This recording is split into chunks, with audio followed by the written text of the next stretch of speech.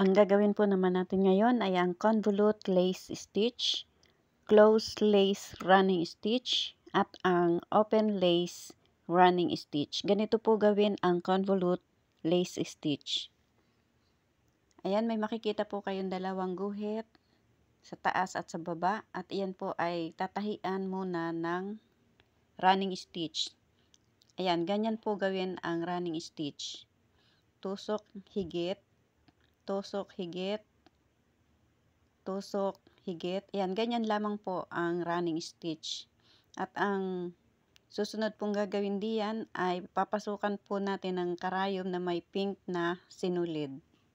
Ayan, pagmasdan po ang bawat pagpasok ng karayom na may kulay pink na sinulid. Ayan, ganyan po. Ayan, ipapasok po doon sa taas at sa baba. Tapos ipapasok po ulit doon sa itaas. Ayan. Ayan, pagmasdan po ninyo. Ipapasok sa taas hanggang baba. Tapos sa taas naman po ulit na tahi ng running stitch.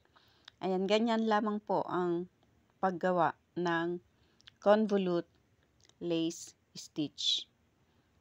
Ayan, ganyan po ang itsura niya. Ayan, pagmasdan po ninyo. At ang susunod naman po ay ang closed lace running stitch.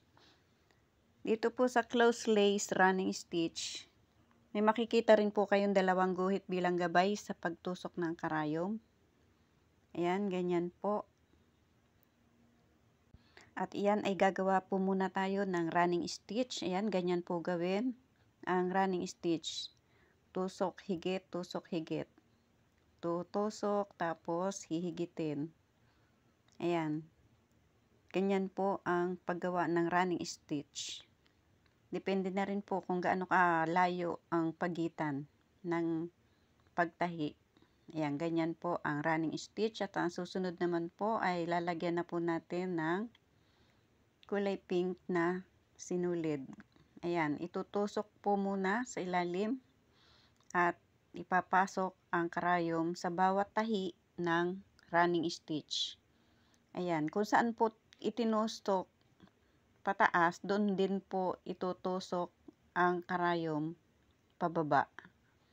Ayan, pagkatapos po diyan sa running stitch, itinusok po pababa doon sa pinagtusukan din.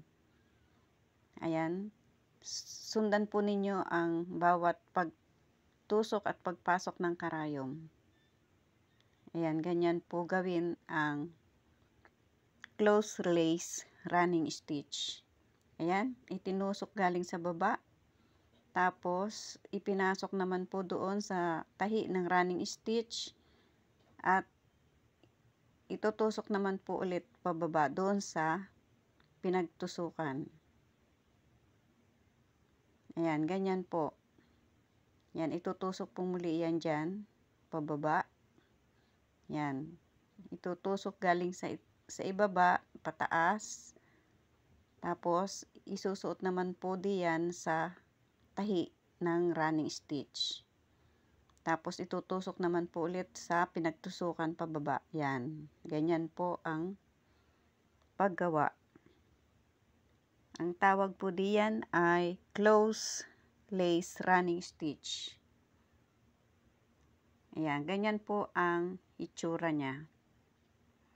At ang susunod naman po ay ang open lace running stitch. Halos magkamukha po ang closed lace running stitch at ang open lace running stitch. Ang procedure ganun din po, pero magkahiwalay lamang po ng pagtusok sa bandang ibaba.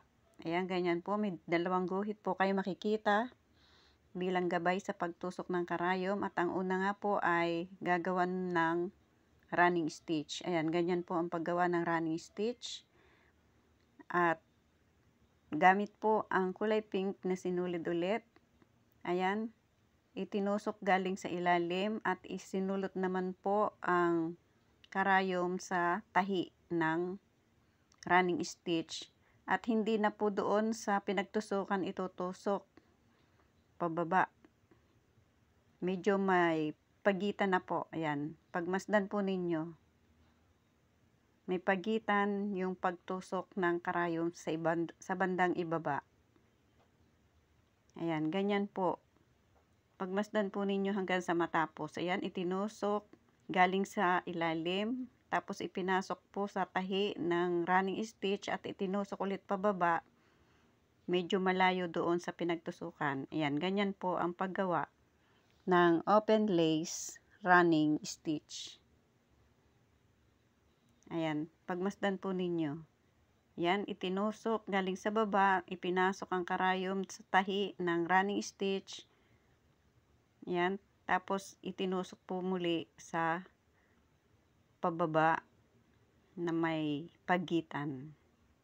Ayan po ang itsura ng open lace running stitch. Sa mga hindi pa po naka-follow and subscribe, please follow and subscribe. Thank you for watching.